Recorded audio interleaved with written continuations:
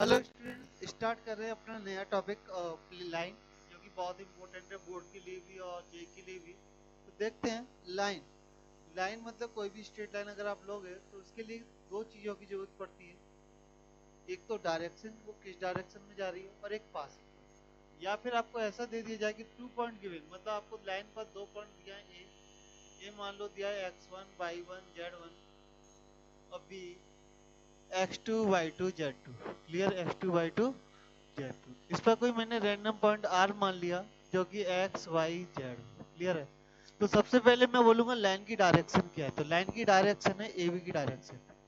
मतलब लाइन उसी डायरेक्शन में जाएगी जहाँ ए से बी में जिस डायरेक्शन में जा रहा है ना, बी से आगे भी वो उसी डायरेक्शन में जाएगा। तो ए बी की डायरेक्शन क्या है? ए बी की डायरेक्शन हो जाएगी कितनी? x2 minus x1 i plus y2 minus y1 j plus z2 minus z1 के। मतलब अगर कोई दो पॉइंट आपको दिए जाए कि लाइन पे ये दो पॉइंटों से लाइन पास हो रही है, लाइन की डायरेक्शन बताओ, तो लाइन की डायरेक्शन होती है ए बी। इतना क्लियर है? चलो, अब मैंने अगर आर ले लिया तो एक बात बताओ कि जो आर ए वेक्टर है, क्या वो lambda time a b vector हो जाएगा? यस। क्यों? Property of collinear.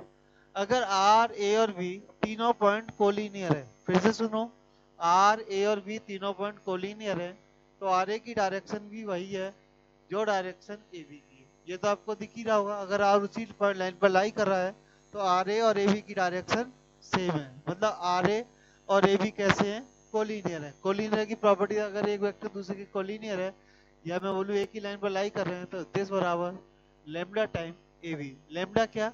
दोनों की डायरेक्शन सेम है, बस मैग्नीट्यूड में डिफरेंस हो सकता है, तो मैग्नीट्यूड के रेशियो को लेमडा से रिप्रेजेंट कर दिया गया है। तो आर ए का मतलब हो गया, आर ए ना लिख के से ए आर लिखो, थोड़ा ज्यादा अच्छा लगेगा। तो ए आर बराबर होता है आर माइनस ए वेक्टर बराबर लेमडा टाइम बी माइनस ए वेक्टर। क्लियर है? तो आर बराबर क्या आएगा? आर बराबर आएगा A vector plus lambda time B minus A vector. क्या आपको इतनी बात समझ में आ गई? तो ये जो फॉर्म है वही इक्वेशन ऑफ स्ट्रेट लाइन है, और इसको बोलते हैं वेक्टर फॉर्म। तो equation of straight line 3D के अंदर दो फॉर्मों में लिखा जाता है।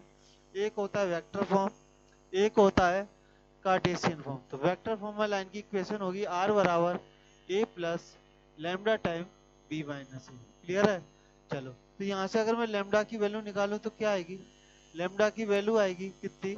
Are vector minus A vector divide by b minus A. Clear है? चलो, अब मेरी बात ध्यान से सुनना, मैं थोड़ा सा यहाँ स्पेस ले रहा हूँ उसमें से। अगर मुझसे बोला जाए कि इसकी कार्टेशियन फॉर्म लिखो, तो लेमडा बराबर, अगर मैं आर ए और बी सबका केवल एक्स कोऑर्डिनेट लिखूं तो क्या आएगा? एक्स माइनस ए वन के लिए x1, बी के लिए x2 माइनस x1 बराबर, अगर मैं सबके लिए y कोऑर्डिनेट लूँ तो क्या आएगा? y minus y1 upon y2 minus y1। इसके लिए क्या आएगा? इसके लिए आएगा z2 minus z1, sorry z minus z1 upon z2 minus z1। ये समझ लो मैंने r का भी x लिया, इसका भी x, इसका भी x, इसका भी x, फिर सबके y, फिर सबके z। तो ये सब रेशियो बराबर होंगे किसके? लेमडा के। तो ये फॉर्म आई, यहाँ पर लेमडा को लिखने की भी जरूरत नहीं है। तो ये जो होती है, ये होती है तुम्हारी Cartesian form. Cartesian form. Clear है? सी अब मैंने लिख दिया शॉर्ट में, इसे हम कार्टेशियन फॉर्म बोलते हैं। चलो, दूसरा टाइप है जिसमें बोला है कि line passing through A and parallel to p. मतलब ये कोई लाइन है जो कि ए पॉइंट x1, y1, z1 से पास हो रही है। प्लीज ध्यान से कंसिडर, और इसकी जो पैरेलल है, डायरेक्शन दिया है p, ए आई प्लस बी जे प्लस सी, ये हमें डायरेक्शन दी है। अगर मैं इस पर r ले लूं तो क्या होगा? जो ए आर वेक्टर है वो पैरेलल टू पी वेक्टर। इतना मानते हो कि नहीं कि लाइन जिस डायरेक्शन में है तो ए आर की डायरेक्शन भी वही होगी। लेमडा क्या रिप्रेजेंट कर रहा है? लेमडा मैग्नीट्यूड को रिप्रेजेंट कर रहा है कि इसकी जो डायरेक्शन है लाइन की और आर ए की डायरेक्शन है वो सेम है। लेमडा मतलब मैग्नीट्यूड ए आर का कम हो सकता है, ज्यादा हो सकता है, उस पर डिपेंड करेगा। तो ए आर बराबर आ गया लेमडा टाइम पी, और इसको लिखेंगे आर वेक्टर बराबर A minus lambda P vector. Clear है? तो ये जो फॉर्म होगी A plus lambda P vector, ये हमारी वेक्टर फॉर्म होगी। कौन सी फॉर्म होगी? Vector form. अच्छा, इसे कार्टेशियन फॉर्म में लिखना है तो कैसे लिखेंगे? तो लेमडा की वैल्यू क्या है? लेमडा की वैल्यू आएगी r माइनस ए अपॉन पी। तो r के लिए x कितना है? r के लिए x हमारा x, a के लिए x1 और p के लिए मैंने a b c माना a। जब भी कभी भी डायरेक्शन लिखनी है तो मैंने बोला था कि मैं ABC लिखूंगा, पॉइंट लेना है तो मैं XYZ लूंगा। क्लियर है? ये आप हमेशा आगे के लिए याद रखो। अपॉन V, सॉरी बराबर, और Z में लिखूंगा तो ये आ जाएगी Z minus Z1 upon C। तो पहले दोनों में कंपेयर करते हैं क्या हुआ। हुआ ये कि x minus x1 y minus y1 z minus z1, यहाँ भी ऐसा ही है। तो मतलब अगर आपको इस फॉर्मेट में लाइन की इक्वेशन दी जाए तो बोले ये कि लाइन किस पॉइंट से पास हो रही है, तो एक्स वाई जेड में से जो पॉइंट माइनस हो रहे हैं लाइन हमेशा उस पॉइंट से पास हो रही है। तुमसे बोला जाए कि लाइन की डायरेक्शन क्या होगी, तो जो नीचे जो नंबर्स हैं वो लाइन की डायरेक्शन को रिप्रेजेंट करेंगे। यहाँ भी जो नीचे नंबर x2 माइनस x1 जो आएगा, y2 माइनस y1 जो आएगा, z2 माइनस z1 जो आएगा, वो उनके नंबर्स को रिप्रेजेंट करेंगे। क्लियर है? तो ये हमारी वेक्टर फॉर्म हो गई, ये हमारी कौन सी फॉर्म हो गई? ये हो गई हमारी कार्टेशियन। क्लियर है? चलो, तो जितने टाइप से क्वेश्चन बन सकता है लाइन के ऊपर वो मैं सारा डिटेल यहाँ पर ले रहा हूँ। अब अगला टाइप दिया line passing through A and perpendicular to B and C. ऐसी लाइन बताओ जो बी और सी के परपेंडिकुलर। तो पी वेक्टर मतलब direction of line. P vector मैंने मान लिया कि लाइन की डायरेक्शन ऑफ लाइन, मैं निकाल रहा हूँ डायरेक्शन ऑफ लाइन। तो डायरेक्शन ऑफ लाइन हो जाएगी मेरी पी वेक्टर। तो वो क्या है? बोला बी और सी के परपेंडिकुलर है, तो बी वेक्टर इनटू सी वेक्टर। क्लियर है? तो लाइन की इक्वेशन क्या आएगी? वही सिमिलरली वही r बराबर a, पासिंग थ्रू तो a ही है, तो r बराबर a, इसे स्मॉल a भी लिख सकते हैं या इस capital A vector plus lambda time p vector. Clear है? यह आंसर आएगा r बराबर a वेक्टर और p की जो वैल्यू है वो कितनी है? Lambda time b cross c vector. Clear है? चलो, और लगा के क्या लिखा है? और लगा के लिखा है लाइन ए से तो पास हो रही है तो ए आ गया, और क्या लिखा है? पास पर and perpendicular to two line, ये दो लाइन के परपेंडिकुलर बोला है। तो दो लाइनों के परपेंडिकुलर बोला है तो दोनों की डायरेक्शन क्या है? बी और सी। तो दो लाइनों के परपेंडिकुलर मतलब बी और सी दोनों के परपेंडिकुलर। हमें दो वेक्टरों के परपेंडिकुलर वेक्टर कहाँ से मिलता है? दोनों के क्रॉस प्रोडक्ट से मिलता है। ये बात आपको अच्छी तरह आनी चाहिए कि जब भी आपको परपेंडिकुलर वेक्टर चाहिए तो आप उनका क्रॉस प्रोडक्ट करो। क्रॉस प्रोडक्ट करना आपको फिजिक्स में भी सिखाया गया है और प्रोडक्ट करने में भी सिखाया गया है। तो आर बराबर आ गया A plus lambda time B cross C vector. Clear है? इसे अगर कार्टेशियन फॉर्म में लिखना है तो ये नंबर आपको पता होना चाहिए। तो वहां से x माइनस ये तो a तो x1 हो जाएगा, लेकिन b क्रॉस सी निकाल के जो नंबर आएगा वहां से लिख सकते हैं। तो अभी तक के आपने क्या जाना? जब भी आपको वेक्टर फॉर्म दी जाएगी तो जो नंबर विदाउट लेमडा लिखा हुआ है वो आपका पॉइंट है जहां से लाइन पास हो रही है, और जो लेमडा के साथ लिखा हुआ है, जो लेमडा के साथ लिखा हुआ है, जो लेमडा के साथ लिखा हुआ है वो उस पॉइंट की डायरेक्शन को रिप्रेजेंट कर रहा है। क्लियर है? तो ये पॉइंट कहाँ पर आता है? ऊपर, और डायरेक्शन कहाँ आती है? नीचे। तो जब इसको हम कार्टेशियन फॉर्म में लिखेंगे तो एक ही जो कोऑर्डिनेट है वो x minus this, y minus this, z minus this, और लेमडा के साथ जो तीन नंबर क्रॉस प्रोडक्ट करके आएंगे वो तीनों के नीचे लग जाएंगे। ये आप बेसिक फंडा अगर आपने समझ लिया तो मतलब आपने लाइन समझ में आ गई। इसका एक चौथा टाइप और है, वो भी हम एक बार देख लेते हैं। चलो, तो हमारा चौथा टाइप है कि दो प्लेन आपको दिए जाएंगे, बोलेगा इनके इंटरसेक्शन से एक लाइन जाती है, उसकी इक्वेशन बताओ। तो मैं तरीका बता रहा हूँ। ये प्लेन की इक्वेशन ऐसी क्यों होती है सर, ये हम आपको प्लेन में ही बताएंगे। अभी के लिए मान लो ऐसी दो इक्वेशन आपको लिखी है, प्लेन की है, काय की, उससे कोई मतलब नहीं है। होता तो प्लेन है, जो कि मैंने लिखा हुआ है इक्वेशन ऑफ प्लेन। ठीक है? तो निकालते कैसे हैं? तो इसका स्टेप 1 है, अज्यूम z इक्वल टू 0। आप z को 0 मान लो। अच्छा, z से क्या दुश्मनी है?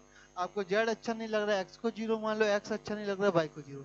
मतलब सीधा सा स्टेप ये है कि किसी एक को 0 मान लो। इन जनरल जो ऑप्शन दिए जाते हैं z को 0 मान के दिए जाते हैं। तो हमारा जो आएगा a1x प्लस b1y बराबर d1 आएगा, और a2x प्लस b2y बराबर d2 आएगा। तो यहाँ से हम बोलेंगे सॉल्व x एंड y। दो लीनियर इक्वेशन सॉल्व करना आपको आता है, यहाँ से आप x और y की वैल्यू निकालोगे। चलो, स्टेप 2, स्टेप 2 में एक्स और वाई ये तो पॉइंट आगे डायरेक्शन निकालनी है। तो डायरेक्शन क्या होगी, डायरेक्शन जो होगी वो दोनों का क्रॉस प्रोडक्ट होगी। क्रॉस प्रोडक्ट कैसे निकलते हैं, आई जे के। डायरेक्शन क्या है, A1 B1 C1। प्लेन की डायरेक्शन है A1 B1 C1 और A2 B2 C2। इनका हम क्रॉस प्रोडक्ट कर रहे हैं, ये क्रॉस प्रोडक्ट करने का तरीका है। तो आई बराबर क्या होता है, आई बराबर होता है B1 C2 minus B2 C1। इसको फिलहाल मैंने P वेक्टर मान लिया है, प्लस J टाइम कितना आएगा, minus J time, cross product करना आपको आना चाहिए, A1 C2, इससे हमारा कोई लेना देना नहीं है। A1 C2 minus A1 C2 minus A2 C1 plus K time A1 B2 minus A2 B1। Clear है। तो लाइन की इक्वेशन क्या होगी, R बराबर जो पॉइंट है वो कितना निकल के, जहाँ से एक्स वाई आएंगे तो एक्स आई प्लस वाई जे मैंने मान लिया, प्लस लेमडा टाइम डायरेक्शन है वो मैंने यहाँ से मान लिया। तो आप तो अभी तो स्टेप को रट लो, क्योंकि अभी आपको पता नहीं प्लेन कैसे है, प्लेन कट कैसे करता है, तो वो डिटेल तो हम प्लेन के अंदर पढ़ेंगे। अभी के लिए बस समझ लो कि दो प्लेन दिए जाएं तो वो कैसे सॉल्व करने हैं। दोनों की डायरेक्शनों का क्रॉस प्रोडक्ट आपको डायरेक्शन देता है। जेड को 0 रख के हमें एक्स वाई मिलते हैं, पॉइंट और डायरेक्शन मिलके पॉइंट डायरेक्शन फॉर्म हम लगाते हैं। चलो अब हम लाइन के जो बेसिक हमारे जो रूल्स हैं, नोट हैं, वो हम एक एक करके देख लेते हैं, थ्योरी कंप्लीट करते हैं पहले। तो मान लो ऐसे में लाइन की इक्वेशन दी है, बोला गया कि ये किस पॉइंट से पास हो रही है वो निकालो और इस लाइन की क्या डायरेक्शन है वो निकालो। तो हमने बताया था कि ऊपर जो होती है वो क्या होता है पॉइंट, नीचे जो सजा होता है वो क्या होती है डायरेक्शन। लेकिन वो इस फॉर्मेट में नहीं है, क्योंकि उसके लिए एक्स वाई जेड अकेले होने चाहिए। अकेले होने चाहिए मतलब एक्स माइनस वी वाई है अपॉन सी वाई है, मतलब ए का ऊपर नीचे डिवाइड किया, यहाँ पर आपने d का ऊपर नीचे डिवाइड किया, यहाँ पर आपने z माइनस एच माइनस जी अपॉन के माइनस जी। तो अब निकल के आएगा ये किस पॉइंट से पास, अगर मैं बोलूँ कि ये लाइन किस पॉइंट से पास हो रही है तो पॉइंट होगा b माइनस ए E minus D, B minus ए E minus D H upon जी।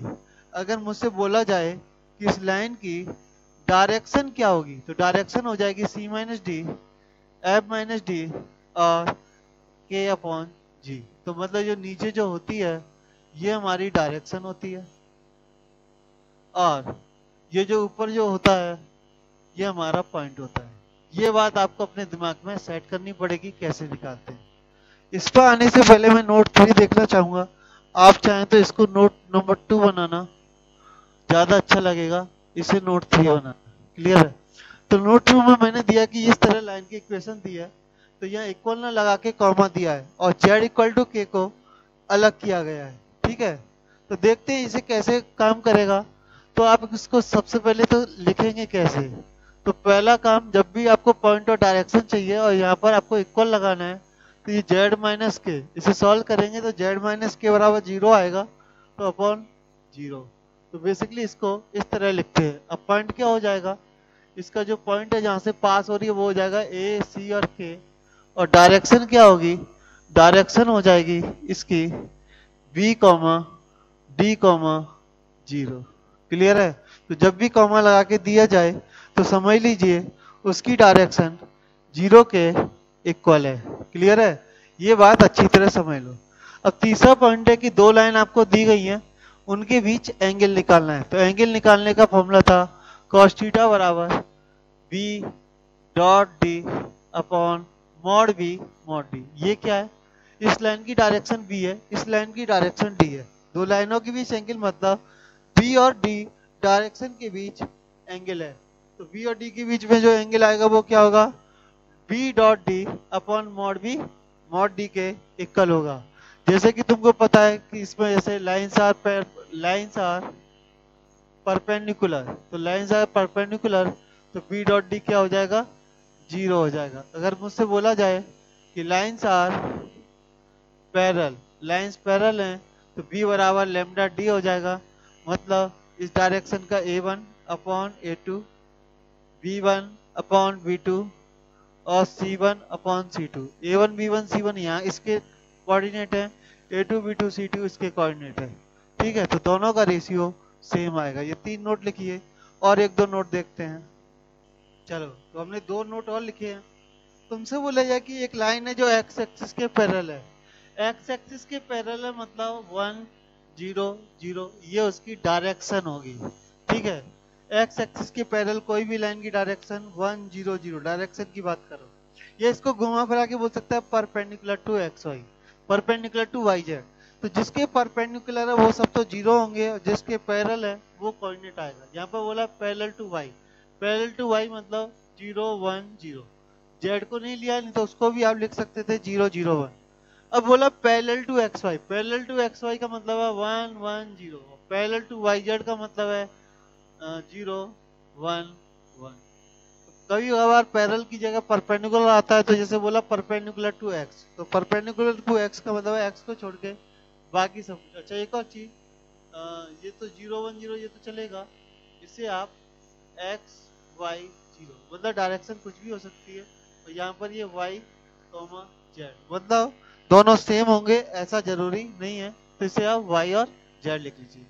अब बोला कि मेरी ये लाइन है बढ़िया सी फर्स्ट क्लास, आप बताओ कि इस पर जनरल पॉइंट होगा। जनरल पॉइंट क्या आएगा, तो यहाँ से आर मतलब x i plus y j plus z के, तो एक्स की वैल्यू आ जाएगी x1 plus lambda a1, y की वैल्यू आ जाएगी, वाई जे को कंपेयर करके आप देख सकते हो लेमडा v1, और जेड को के को कंपेयर करके z1 प्लस लेमडा c1। तो इस तरह से हम लाइन पर कोई भी जनरल पॉइंट ले सकते हैं।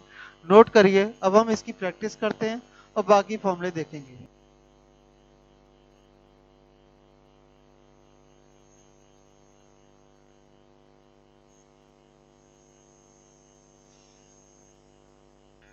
हेलो, चलो तो क्वेश्चन को देखते हैं। पहला बोला डायरेक्शन कोसाइन ऑफ लाइन 1, तो मैंने बोला था ये 1 है, तो डायरेक्शन कोसाइन क्या हो जाएगी, इसकी डायरेक्शन कोसाइन हो जाएगी आई प्लस, यहाँ से देखिए नीचे जो होती है वो डायरेक्शन होती है आई प्लस 3j माइनस के। क्लियर है, कोसाइन बनाना है तो जब भी ये दिया है तो वो डायरेक्शन रेशियो होते हैं, और आपको पता है किसी भी लाइन के इनफाइनाइट डायरेक्शन रेशियो हो सकते हैं, और डायरेक्शन कोसाइन यूनिक होता है। तो डायरेक्शन कोसाइन निकालना है तो इसका मॉड कितना आएगा, √11, √11 से डिवाइड करके जो भी बनेगा वो डायरेक्शन कोसाइन हो गया। दूसरी लाइन के लिए बात करें तो वो आएगा 7i minus 6j plus 4k, 49 36 85 101 आ रहा है। कैलकुलेशन मिस्टेक हो तो आप देख लेना, ये इस तरह से हो जाएगा। तो ये तो हो गया डायरेक्शन कोसाइन। अब बोला है कि angle between line 1 and line 2, तो cos थीटा बराबर फॉर्मूला होता है a क्रॉस b, तो 1x का मल्टीप्लाई x में होता है कितना होगा 7, y का मल्टीप्लाई इसके y में -18, और z का मल्टीप्लाई z में बोले तो -4 upon root of first vector. तो पहले वेक्टर का रूट कितना रहा 11, दूसरे का रूट कितना रहा 1 1 1, पूरे पर मॉड ले सकते हैं। तो cos थीटा बराबर आएगा कितना -22, तो ये आ जाएगा 15 अपॉन 101 है, अपॉन रूट के अंदर 11 का मल्टीप्लाई कर लीजिए तो 11 11, तो ये आ जाएगा 11 11, तो ये cos थीटा की वैल्यू आ जाएगी। अब बोला फाइंड पॉइंट ऑफ इंटरसेक्शन, तो पॉइंट ऑफ इंटरसेक्शन मैंने r मान अज्यूम किया हुआ है क्वेश्चन में ही। तो अब क्या करूँ, जो ऊपर क्वेश्चन दिया है तो x उसमें मैंने क्या किया x - 3 अपॉन 1 बराबर y + 1 अपॉन 3 बराबर z - 6 अपॉन -1 को लैम्डा मान लिया। तो यहाँ से x की वैल्यू कितनी आएगी, x बराबर आएगा लैम्डा + 3, कैसे 1 का मल्टीप्लाई लैम्डा में कितना है लैम्डा + 3, कॉमा y बराबर आएगा 3 लैम्डा -1, और z बराबर आएगा -लैम्डा + 6। क्लियर है, चलो ये तो पहली लाइन के हो गए। दूसरी लाइन से मैं बात करूं तो दूसरी लाइन मेरी क्या है, x + 5 अपॉन 7 बराबर कितना है y - 2 अपॉन -6 बराबर कितना है z - 3 अपॉन 4, तो बराबर मैंने इसे म्यू मान लिया। तो x की वैल्यू कितनी आएगी, x की वैल्यू आएगी 7 म्यू -5, 7 का b में मल्टीप्लाई, 5 को इधर लाके माइनस करेंगे। क्लियर है, वो कॉमा y बराबर आएगा -6 म्यू + 2, और z बराबर आएगा 4 म्यू -3। क्लियर है, चलो समझ गए। अच्छा अब बोला है कि दोनों लाइनें कट करती हैं, वो पॉइंट मैंने r मान लिया, इंटरसेक्शन पॉइंट r मान लिया है। तो r पे किसी लैम्डा और म्यू के लिए दोनों बराबर होने चाहिए कि नहीं, उसे ही तो हम पॉइंट ऑफ इंटरसेक्शन बोलेंगे, क्योंकि ये पॉइंट दोनों पर लाई कर रहा है। तो हमने क्या किया, तो आप समझ लीजिए, ये तो हमने ऊपर तक सॉल्व कर लिया, यहाँ की बात मैं यहाँ पर आगे कर रहा हूँ। तो होगा क्या, लेमडा प्लस 3 की वैल्यू इक्वल हो जाएगी 7 म्यू माइनस 5 के, और माइनस 6 म्यू प्लस 2 की वैल्यू हो जाएगी 3 सॉरी फिर से बोल रहा हूँ 3 लेमडा माइनस 1 की वैल्यू हो जाएगी कितनी, माइनस 6 म्यू प्लस 2 की। क्लियर है? तो इन दोनों को आप सॉल्व कर लीजिए। दो लीनियर इक्वेशन है लेमडा और म्यू में। सॉल्व करने के बाद मेरे हिसाब से जो लेमडा आएगा वो आएगा -1। लेमडा कितना आएगा? -1, और म्यू आएगा 1। एक बार रख के देख लेते हैं। तो -1 रखा तो 2, 5 - 5 2 सही है। लेमडा और म्यू की वैल्यू कुछ ऐसी आएगी। तो यहाँ से पॉइंट ऑफ इंटरसेक्शन आर कितना हो गया? यहाँ -1 पुट करिए तो -1 पुट करेंगे तो कितना मिल रहा है? 2। यहाँ -1 पुट किया तो कितना आएगा? -4। यहाँ पर अगर मैं -1 पुट करूँ तो कितना आएगा? 7। अगर सिमिलरली यहाँ भी अगर मैं लेमडा की वैल्यू +1 किया तो 7 आएगा। ठीक है। नीचे अगर मैं लेमडा की वैल्यू 1 रखूँ तो 2। यहाँ पे अगर मैं म्यू की वैल्यू 1 रखूँ तो -6 + 2 -4। ठीक है। यहाँ पे म्यू की वैल्यू 1 रखो तो 1 आ रहा है। 1 आ रहा है मतलब कुछ तो गड़बड़ है, इसको मुझे देखना पड़ेगा। यस, ये +3 है। ठीक है।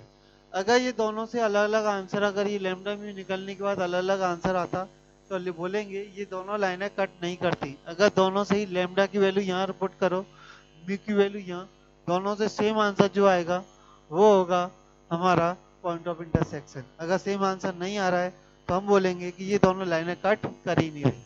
अब बोला है इसके 5वें पार्ट में बोला है reflection in x y plane. आपको पता है कि जब मेरा कोई 2D में बात करूं, x, y मेरा कोई कोऑर्डिनेट है तो x एक्सिस में रिफ्लेक्शन क्या होता था?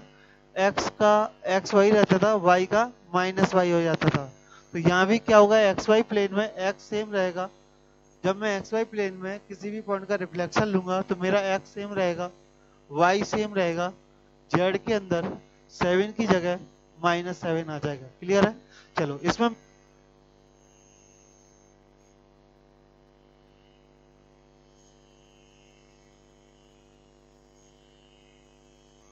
चलो तो इसमें मैं 1-2 पार्ट और ऐड कर रहा हूँ। वेक्टर फॉर्म ऑफ लाइन 1 और अगला है वेक्टर फॉर्म ऑफ लाइन 2। मतलब ये है कि आपको दोनों लाइनों की वेक्टर फॉर्म और बतानी है। तो ये मैंने एक क्वेश्चन ऐड कर दिया अपनी तरफ से, इतना आप समझ गए होंगे। तो मुझे लाइन 1 और लाइन 2 का वेक्टर फॉर्म चाहिए, तो मैं कैसे निकालूंगा? क्योंकि जो मुझे दे रखा था वो मेरा कार्टेशियन फॉर्म था, अब मुझे वेक्टर फॉर्म निकालना है। तो पहली लाइन को ध्यान से देखते हैं। तो पहली लाइन के लिए पॉइंट आएगा, यहाँ से आएगा 3, यहाँ से आएगा -1 और यहाँ से कितना आएगा 6। और डायरेक्शन की बात करूँ तो 1 3 -1। तो ये आएगी r बराबर 3i -j प्लस 6k बराबर plus lambda time i plus 3j minus के। समझाता हूँ। डायरेक्शन हमेशा लेमडा के साथ पॉइंट इधर लिखा जाता है। अगर यहाँ x लिख लूँ तो x - 3/1 देख लीजिए वैसे मैच करेगा। y + 1 -j को इधर लेके जाएंगे तो y + 1/3। k में बात करूँ तो z -6/-1। तो बेसिकली कुछ नहीं है। तो वेक्टर फॉर्म भी आपको आना चाहिए। सिमिलरली यहाँ r बराबर पॉइंट क्या है? पॉइंट है -5i + 2j प्लस 3k। अगर मैं डायरेक्शन की बात करूँ तो डायरेक्शन है 7i -6j प्लस 4k। तो इस तरह से हम वेक्टर फॉर्म में कन्वर्ट करते हैं। तो हमें कार्टेशियन से वेक्टर फॉर्म और वेक्टर से कार्टेशियन फॉर्म कन्वर्ट करना आना चाहिए। नोट करिए और एग्जाम्पल लेते हैं हम लोग। चलो और प्रैक्टिस हमने अभी 2 क्वेश्चन और लिए हैं। बोले the equation line passing through 1 2 -4 and perpendicular to this. तो मैंने बोला कि 2 डायरेक्शनों के परपेंडिकुलर चाहिए। तो डायरेक्शन को मैंने p वेक्टर बराबर इन दोनों का क्रॉस प्रोडक्ट बोला था i j k। Cross product कैसे निकालते? 3 - 16 7 3 8 -5। ठीक है। तो क्रॉस प्रोडक्ट निकालते हैं i के साथ। i का आएगा -4, ये हो जाएगा 40 16 × 5 80 80 - 56 निकाल लेना। कैलकुलेशन मिस्टेक हो सकती है मेरी, मैं ये कोई गारंटी नहीं ले रहा हूँ। -15 -21 प्लस k के साथ आएगा 24 प्लस 48। क्लियर है? चलो तो आगे सॉल्व करते हैं। तो ये हो जाएगा 24i और ये हो जाएगा 36 प्लस 36j प्लस 20 प्लस 40, ये हो जाएगा तुम्हारा 72 के। क्लियर है? चलो इतना समझ में आ गया, डायरेक्शन आ चुकी है। अब तुमसे बोले लाइन की इक्वेशन चाहे तो आप इसमें से 12 बाहर भी ले सकते, तब भी कोई दिक्कत। 2i प्लस 3j प्लस 72 के लिए आ जाएगा 6k।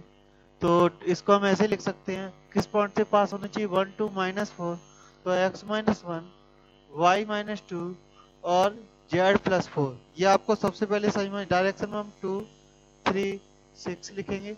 आप चाहे तो 24 36 72 भी लिख सकते हैं, क्योंकि डायरेक्शन में आप कुछ भी ले सकते हैं। मतलब डायरेक्शन कोसाइन रेशियो है, तो किसी भी लाइन के इनफाइनाइट डायरेक्शन रेशियो पॉसिबल है। कोसाइन यूनिक होते हैं, डायरेक्शन रेशियो इनफाइनाइट होते हैं। तो आप 2 3 6 भी लिख सकते हैं, 24 36 72 भी लिख सकते हैं। चाहे तो आप पूरे में 2 का मल्टीप्लाई कर दीजिए, 4 6 12 भी लिख सकते हैं। बाकी ये चीज ऑप्शन पर डिपेंड करेगी। एक और क्वेश्चन मैंने लिया है कि दो पॉइंट है ए और बी, लाइन इन दोनों पॉइंट ए और बी से पास हो रही है। क्लियर है? ए और बी से पास हो रही है, तो इनका मिड पॉइंट अगर मैं बात करूं तो 6 और 2 की वजह से जो मिड पॉइंट आएगा वो आएगा 4। क्लियर है? -7 और -3 की वजह से मिड पॉइंट आएगा -5 और ये आएगा 0। अब बोला है कि इनकी मिड पॉइंट से 6 यूनिट पर लाइन पर लाई करने वाले दो पॉइंट बताइए जिनकी 4 -5 और 0, यहाँ से डिस्टेंस कितनी है, 6। कितनी है, 6। चलो तो पहले सबसे पहले लाइन की इक्वेशन लिखने का ट्राई करते हैं। तो हमने मान लिया लाइन 4 -5 0 से पास हो रही है, तो लाइन क्या हो जाएगी, ये हो जाएगी x -4 y +6 और z, 0 का कोई यूज नहीं। डायरेक्शन, डायरेक्शन यहाँ से आएगी तो 6 -2 4 -7 +3, तो ये हो जाएगा -4 और -1 1, तो ये हो जाएगी डायरेक्शन -2। प्लीज समझने का ट्राई करिए। b माइनस ए भी b माइनस, अच्छा किसी में से भी किसी को हटाया चलता है, कोई प्रॉब्लम नहीं। चाहे ए भी लो चाहे बी ए लो, दोनों ही डायरेक्शन है। ये हमारी लाइन की इक्वेशन आ गई। अब बहुत से लोगों को डाउट है कि डायरेक्शन तो वहां से ली, यहाँ पॉइंट में 6 -7 1 क्यों नहीं लिखा। लिख सकते हैं, कोई प्रॉब्लम नहीं है, आंसर सारे तरीके से आएंगे। ठीक है?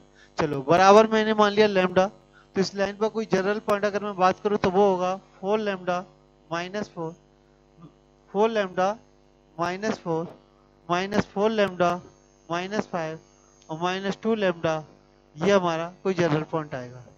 अब बोला है कि मुझे 6 यूनिट डिस्टेंस चाहिए इसमें, और 4 5 -5 में 6 यूनिट का डिफरेंस है, तो डिस्टेंस बराबर 6 बिटवीन किसके इसमें, और कौन मिड पॉइंट क्या है, 4 -5 और 0 के बीच में। क्लियर है?